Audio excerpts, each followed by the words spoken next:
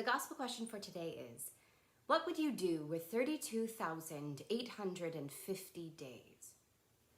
Just a few days ago, my grandmother, my only remaining grandparent, turned 90 years old. Praise God for science and vaccinations. My family and I were able to see her 2 at a time, just for a few minutes to celebrate.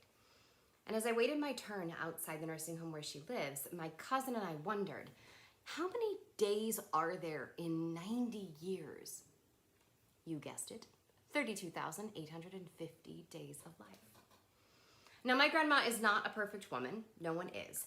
But she has taught me quite a few really important lessons. Like when I was experiencing a period of spiritual dryness, she said, Jennifer, if you're feeling far from God, who moved? Or this kernel of truth about the spiritual life. Well, Jennifer, being born in a Christian household doesn't make you any more Christian than being born in a bakery makes you a donut. The thing I am perhaps the most grateful to my grandparents for is this. Whenever my siblings and I were saying goodbye to them, they would always make a tiny sign of the cross on our foreheads and say, God bless and protect you. I started doing it myself so long ago that I don't even remember when it became a habit. But my beloved and I bless one another every day, often more than once. Now, as a professional vocalist, singing funerals and memorials is something I am honored to do rather often, and I love it.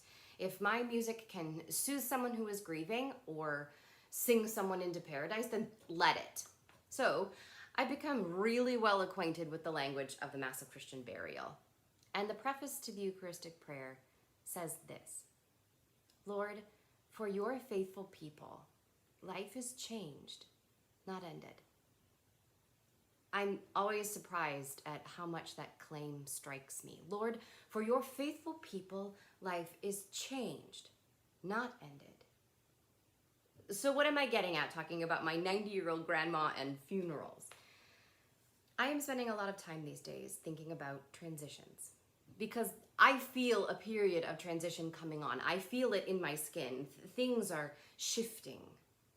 We're here at the tail end of April. May is peeking its warm and sunny head around the corner. The school year is drawing to a close and finals are about to begin, signaling the end to perhaps the weirdest and most trying academic year most of us have ever known. Maybe you're graduating and moving on to graduate school or life in the professional world. Maybe you're completing a challenging internship. Maybe you're leaving a career that you thought would fill you with joy and purpose, but didn't. Maybe you're starting a new career.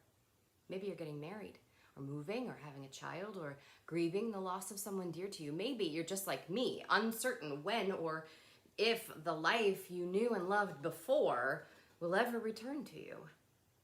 Maybe you're just like me, swimming in re-entry anxiety, trying to figure out how to be around people again and gauging what actually is safe and what still isn't. All these maybes.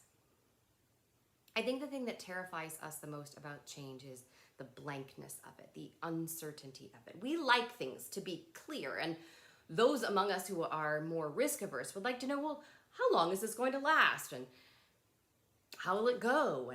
And will I be happy on the other side of my maybe? Guess what? In whatever season lies ahead of you, Jesus is already there.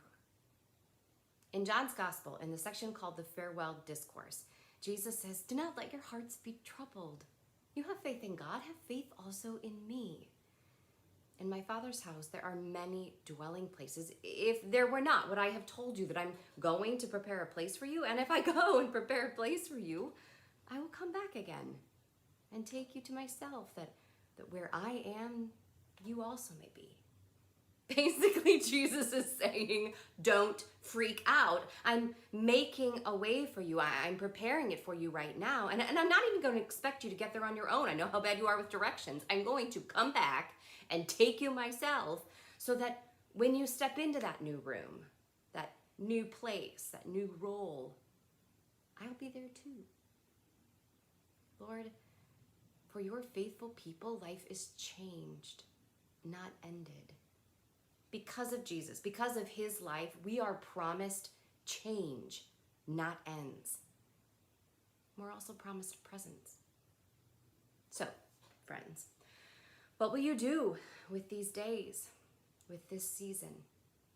If you're anything like my grandma, you'll let your legacy be that of blessing. And if you find yourself in a season of transition, may God bless and protect you.